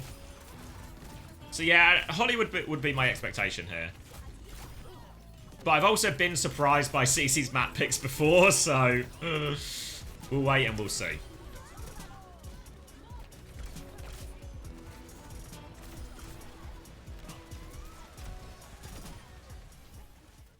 亲爱的观众朋友们，欢迎回来。那么这场 Team CC 对上 ROC 的抢二大。Yeah, ROC are already qualified here. This is the lower bracket final, so we're in seeding and prize money deciding territory. 那确实在刚刚最后一波的这个团战当中啊 ，CC All right. 处理的还是略显。ROC have taken the first step in a reverse sweep. 我其实觉得 CC 他们下一张选图肯定。 But CC now have 2 map choices for them. Problem for CC is, in reality, you're going to have to play Flashpoint at some point. It's probably going to invariably be an Orisa mirror or like a Ram mirror or something, depending on bans. 每个队伍可能准备的东西都不太一样，因为其实如果说这个比赛耗下去的话，如果说 CC 能赢前提，那今天就是要打3场比赛。 这个其实压力还是就挺累的，虽然第2场比赛手感很好。刚好我解释一下为什么是抢二大战，不是指的这个比赛是抢二，如果抢二已经结束了，是这场比赛的胜者将会至少就是前2。Is Bidding just cursed? It might be. 对，区别还挺大的。第3名奖金7万，第2名奖金14万，第1名奖金28万。 Haven't really kept up with China in this stage at all. Any chance either team could take maps off any NA or EMEA teams? Weibo for sure, which is for Team China, the once again team. But ROC and CC less convinced. Less convinced for sure. I've not seen anything that leads me to believe the result that Team CC had at the Hangzhou Major wouldn't just be repeated when they meet up with the NA and EMEA teams again at the Esports World Cup. 也可以考虑保一下这2手英雄啊。先看这个数据，数据的话还是体现在阵亡嘛，阵亡10来个。 皇家赛道这几天的数据老是就是挺接近的，但是你说 CC Kaneki's had a good series. I mean, within their respective region, they're all really reasonable players. I just don't think they have the quality to match up against NA and EMEA currently. Miss anything good? This series is heating up a little bit, but the first series was pretty much a blowout, so you've not missed anything too integral. 那这种打架节奏很快，然后大家个人能力发挥的更多一点，会极大的去缩减。但当然来， But yeah, Pineapple still looks like their best player. Bilideng is actually seemingly cursed to always lose, to lose the majority of his maps. But yeah, Pineapple looks like probably the best player. But Kaneki's been surprising me a little bit. I feel like we've seen Kaneki a few times and he's always been a bit anonymous on the DPS, kind of just, you know, passenger. 确实有点上火，来看一下这。 Oh, CC want to go Suravasa, Gaga back in. Oh, they're going to play ball here? If they play ball, I'm 100% behind this decision. Ball Tracer. 然后待会儿有个波7，如果赢的话有个波7，对，如果赢的话有个抢4。菠萝这个状态，一会儿要是赛后看一下，采访一下菠萝的摄像头里面是不是变成一颗舍利子 Gaga in, GG. 上一场不是，是好有钱，是没有上的。对对对。 Yeah, if you remember back in stage 1 as well, CC beat ROC Esports to get that major qualification spot. So CC, if they win here, they're starting to build a bit of a reputation for beating ROC Esports when it matters. 而且我觉得搬卡西迪的话，还有一个因素可以考虑啊，就是因为卡西迪他确实接近身的。Okay, cast ban for CC. Oh my god, I feel like it's the sort of ban you do if you want to play ball. And the follow-up ban of Kiri, I think, is going to be pointless. But wait! Just go ball, Gaga! Is Belos Rio's going to play the ball? No, he's not. No one's going to play ball! I feel like the Kiri ban sets it up as well. Damn it. Maybe they don't want to play ball if they can't just Kiri Lucio. Okay. Okay. Alright. We'll do the Orisa mirror then. I mean, last time when they played Saravasa, ROC Esports were pretty dominant until Gaga swapped ball. That swap is open for Gaga if they get in a similar such pickle. But for now, they will keep taking the Orisa battle. They did win this earlier, but CC are on the back foot. They have had to lamp, and they have no space at all to work with. First flip is likely going to go away with ROC. Gaga's going to stand on point, but he's using spin for it and the 4-5, but he's just walked onto point and killed Chu. How on earth has Gaga been allowed to do this? Pineapple on the high ground wins the hit scan duel as well, and it is all just unraveling for ROC Esports. Team, how did the Orisa walk on point and kill our Baptiste? This has to be an illegal maneuver. Just a Gaga gap. A GGG. And a bowler ready to go for the retake here for Dia, but a much quicker window for Farway because he did not immediately die in the fight. So a chance to go over this window, a slight beat advantage for Unknown as well, as ROC Esports are going to try and swing out this wider side. Gaga's backing it up to point now. Tracer battle underneath as well. Difficult window here on Saravasa because the point is so long and open, it's easy enough to disengage. Let's have him walk up here. Chu getting ever closer to that. Unknown actually has the beat as well earlier if I want to go. Pineapple, Chu dead again for one shot with the window. A classic there. Get a full rail onto your Sojourn, drop the window, look for that one-shot opportunity. D is going to get a late trade, and they're going to try and battle the way back into this. Gaga, has he gone too far? The beat to turn the fight again. It's cost them more. But if they can get in this kill, they will be able to secure the point. But Belosria, he wants to survive. He wants to Terror Surge. Kaneki pulled back into his own Pulse Bomb. Disaster. Belosria, the beat over the top. It's not enough to save his life, though. The point, they have to disengage it. Belosria has turned it. And ROC Esports, it looked curtains after that opening one-shot from Pineapple. But they have clawed their way back in here. Heroics from Belosria. And now they are holding onto this one. Window early. CC can just disengage as if they want. Gaga's going to spin, and Pineapple's killed Dia. The lamp is out now as well, and Gaga has a Terror Surge. They can just force the objective, though. ROC Esports have no chance but to push, but they push into a Terror Surge. Who is 1 HP? Down he goes. And they should be able to convert from here. I've said that before, though, but this time Belosria, he doesn't have a Terror Surge to turn. He doesn't have enough. And they will get first point in the end after a scary situation for CC. He just stood in the E? Yeah. Yeah. You know, sometimes people will tell you in life it can be a mind over matter thing. But sometimes just walk away from the danger. Over to point E now. Earlier position for Gaga and the boys. Earlier window and earlier beat as well. Taejong's got a bit of an angle here to try and clear it out. They're going to try and disengage this window. Bowler over the top, but Dia gets one shot on that attempt as well. Dia and Chu, just between them both, they're just first dead at the start of all these fights. Taejong's with a pulse bomb trade, but might be too little too late because Belosria was just on point resetting here. They need to be a little bit careful, CC, but with the tank advantage, they can just stabilize and get that first cap. Now, the big question is, do CC know they have a beat advantage? If they know they have a beat advantage, they can play really aggressively just to try and Ajax, Lancer, or kill him before beat. If they don't, they'll probably start this fight slightly differently just with this overclock. And it's actually the overclock. Pineapple's hiding. Body shot onto Chu, disruptor shot out. Lamp has been forced. They're pushing through. Oh, Chu jumps! He's got a gun! The beat over the top from Unknown is invested as well. And I think we're in the heavy-handed territory there with the beat. They will clean up the fight and stall this Orisa out, force Belosria to jump. But the beat feels really heavy-handed. This means clear ult advantage for ROC Esports coming in. Terror Surge and beat. Team CC. Choices now. Do we fight early? Play for trades? See if we can set Kaneki up for something. Force a lamp. For Kaneki to then connect and kill with a pulse. Or do we just try and play it slow, bleed ults out of ROC Esports? Kaneki is actually focused mainly on marking the Tracer now. Has forced that. Terror Surge comes in. Everyone gets out. Gaga goes a different way than the rest of the team, but it looks like they're safe for now. They're trying to mark this Tracer behind. Kaneki is giving Taejong no room to play at all. We're into overtime on the point. Window comes out as well from Chu. Still no ults. Gaga's going to go down to that window as well. Didn't quite get to the Terror Surge.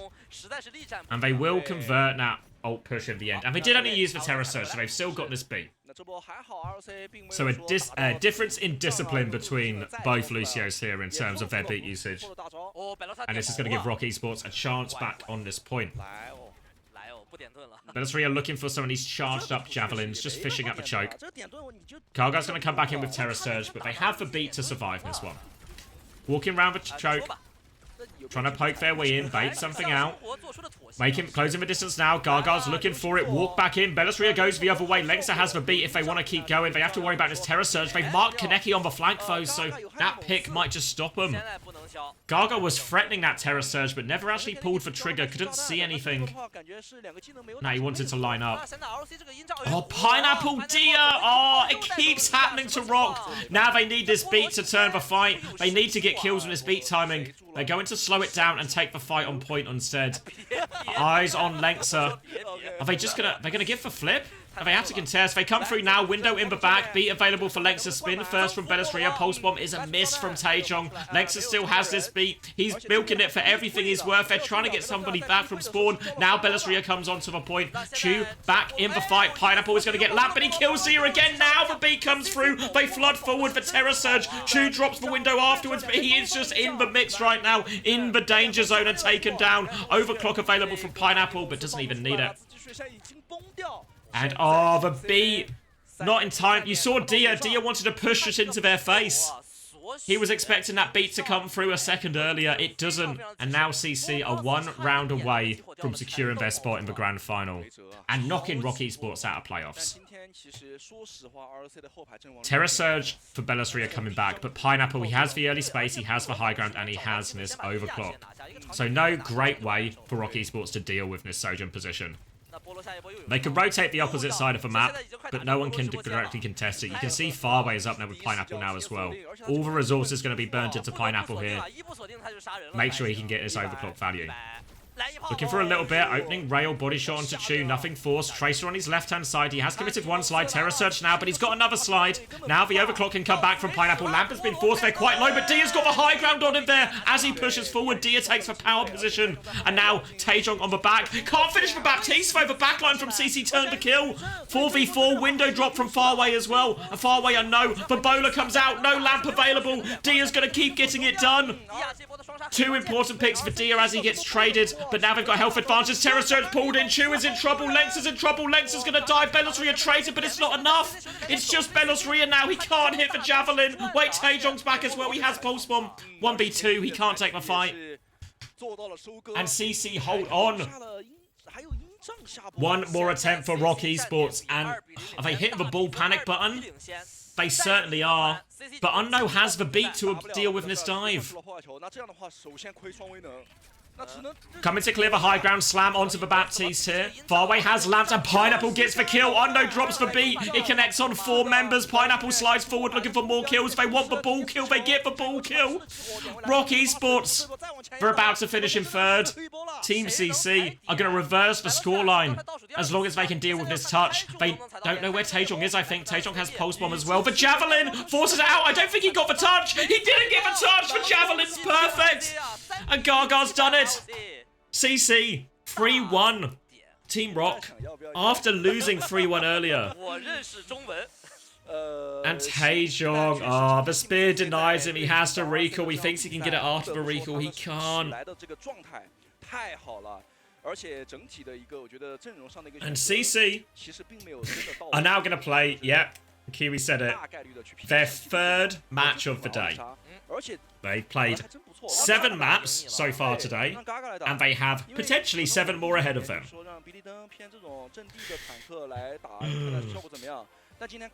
So, a question of stamina now for Team CC.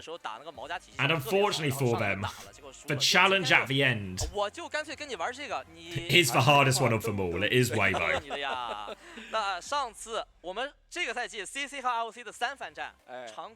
If there was a fantasy for China, Team CC would be insane farmers. Yeah. Finals is best of 7 as well. Yes. Yes, it is.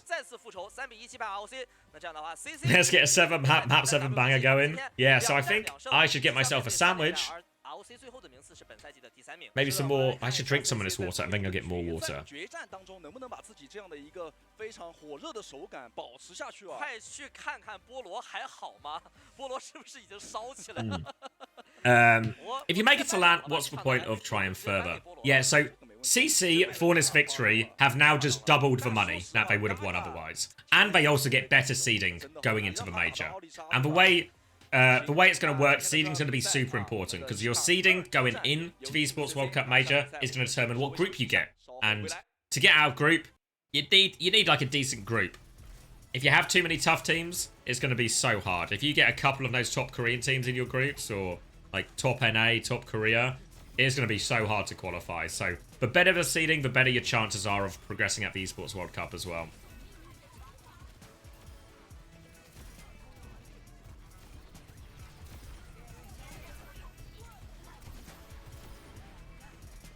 Yeah, single limb after groups, yeah. Chinese casters have been glazed max in pineapple, I'm going to agree. Yeah, I mean, honestly, you know what was interesting yesterday? In Weibo's match against ROC, Shy didn't look all out on the Freya. Now, I realize as soon as those words leave my mouth, I've set myself up to be thoroughly humbled and eat them. But yesterday against Dia, Shy didn't look all bad. And today, Pineapple kind of put Dia in a bag. So, cycle of ownage? Maybe. I mean, I'd be a fool to count out Shy, but compared to his level on the Sojin, we've not seen the same from the Freya yet from Shy yet. He did look like that on Sojin, yeah, that's true, that's true. 所有人的手感都非常在线。刚刚陈老师走下解说台的时候，还在喃喃自语，我听到了这。真的怪 UT 吗？真怪我吗？对吗？That made me laugh, Guardian. Good work. He'll just sweep on Sojin instead. It's always possible, isn't it? Alright, let me grab this drink and this sandwich then, and then we can lock in for the grand final. Be right back. 他们有这样一个状态和实力，有胆量可以跟 WBG 碰一碰。 哎，毕竟最后马上也会来到 WBG 的这个回合了，大魔王的回合，也是到目前为止这个一阵都没有败过，只败过1个小分，由 ROC 拿下的。这其实有没有可能也会给到 Team CC 一点启示，就是比如说会用什么样的方式可以把 WBG 逼到什么样的一个位置上去？再说了，今天这场比赛让我们告诉一件事情，这个点盾真的是对的。对，点盾是对的，但是在最后一张图里面好像没有选择去点啊。对，也是看到远方最后说了一个大盾点，我感觉应该是要说大盾点，大盾点，意思是贝罗西亚这个选错了威能，因为他点的是毛嘛，对吧？不管怎么样啊，这个感觉双边也是友好交流了一番。但是这个第3名啊，是最后决定了 ROC 会以3号种子的身份，代表着国服赛区出征到季中冠军赛。那也是 ROC 一直等待的一个机会吧。虽然说是个3号种子，但是这还不一定。毕竟我们现在这个游戏的版本还有1个多月呢，说不定真变这3号种子未免也不是一个机会。对的，以后说不定会有一些英雄上的调整，就正好利好他们的阵容也说不定。那 CC 的话也是鏖战了2场比赛，马上即将进入他们的第3场比赛。确实，我们之前提到菠萝手感非常的好，但是问题来了，打了2场比赛了。 这么多张图下来，这个手感虽然起来，但是可能会有点疲劳。那需要看他们在后续的这个休息时间会做怎么样一个调整，来保持自己的一个手感。已经算了一下七张图了吧？对，就是对的7张图了。这对于 Team CC 来讲，我觉得虽然可能没有他们1天的这个训练量多，但是比赛毕竟是不一样。那看一下 MVP 到底给谁啊？刚刚解说台的2位老师是直接点了，没错，来自 Pineapple 的今天的第2个 MVP 了。是的，2连，给到什么资源他都能杀。因为九朵老师也说了，给了旱地猛刺、旱地潮、阴障潮、矩阵潮，就无论每一个人，这个菠萝都是能够在队友的这个帮助之下，去精准的找到那个机会。可以看到，今天无论是对于双 C 的队员，还是说对于后排的把控，菠萝真的都是能敏锐的找到很多机会去来造成一个稳定的先手击杀。对的，包括在最后一张图里面，刚老师也是提到，当自己这边在矩阵里面一个满充能的右键抄到人之后，可以选择把技能扣下来。就是让矩阵赢一波团，然后这个基底烧饼再赢一波团，打得非常的经济实惠。对的，这个我觉得也是很关键的。如果没扣下来这么1-2个大招啊，我觉得可能比赛的走向和结局又会不一样了。大赛型选手，而且其实我觉得他不管什么阵容，他都能够配合自己的大招打出效果的。最重要的原因还是因为哥们儿实在是太稳了。是的，手也稳，这个心态也很稳定，所以说来到了这样的一个非常关键的一天，看到出来菠萝是一个满状态的状态。是的，也希望能够在场间充电，好吧？是。对。那说到稳的话，又有一个问题出现了。我们之前有夸过 ROC 这边他们的双辅，他们的后排是非常稳的，但是今天 CC 这边他目标特别明确，他们有很多次直接就找到触这个点。刚老师也提到，巴蒂斯的这个点其实是不太好先手第一个阵亡的。因为自己他有一个跳，同时他有锁血，所以在这样的情况之下 ，CC 还是能够精准找到目标，在很多次先手的情况下把触给收掉，这我觉得是他们今天获胜的非常关键的一个点。很明显的变了个逻辑嘛，因为之前其实输给 ROC 的那一场 ，CC 把很多的备战的重点放在了如何去吃对方的前排，甚至启用到了毛家这样的一个英雄去持续的点燃给到前面的压力。但是 ROC 的奥丽莎体系一直是他们非常在这个版本当中最常用的，在这个常规赛当中磨砺了很久的阵容，而且奥丽莎本身对于毛家的克制也决定了那一场比赛可能 CC 在备战方面的这个方向出了点问题，但是没有关系，他们经历了非常短暂的一个调整回来了之后，找到了一个后排，这也是一个可以说是教练组的一个稳定发挥了。是的。那这两天比赛看下来啊，女王不行。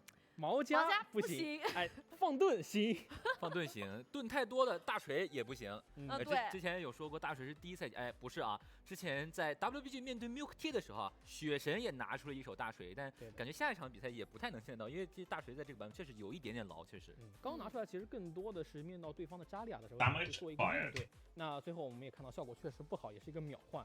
确实，蓝银号的阵容现在在版本当中确实有很多的限制在身上，像数值也不太够，其实不太有上场机会。现在主要还是奥丽莎呀，或者害哉呀，在下场比赛当中肯定能看到，因为其实Do we get another super rich interview? 阵容对于害哉的运用，我觉得现在算是整个 keeping this guy busy today, aren't we? 而且有一个点啊，就是在今天在伊利奥斯的地图当中，ROC 是选择了ban掉 CC 的破坏球。那 ROC 自己在迎战 WBG 的时候是采用了一套破坏球的一个进攻的集火体系，但是感觉似乎效果并不是特别好，是被 WBG 稳稳接住了。那今天我也很好奇 ，CC 会 sandwich reveal? It's just a sausage bagel I made yesterday. 这样一个集火来进行一个 Nothing fancy. 我觉得还是很令人期待。 But it's a lunch. 也提到过 CC 其实他们拿出的阵容也是非常非常多样的。随着这个新成员的加入之后，其实在自己原有的一个基础上多了很多可以做出的选择，不管是对方通过地图来限制也好，通过英雄 BP 来限制也好，其实对于 CC 来说是不害怕的。哎，这个已经把话都放在这里了。其实我还是比较好奇，两位老师，你们真的不考虑一下，比如说 Team CC 已经打到7张地图了，会不会这个疲劳的影响也会很大呢？因为像是我自己跟下来的比赛，我会觉得说一个队伍它的疲劳的程度，可能你因为之前打过，然后你第2场可能会发挥很好，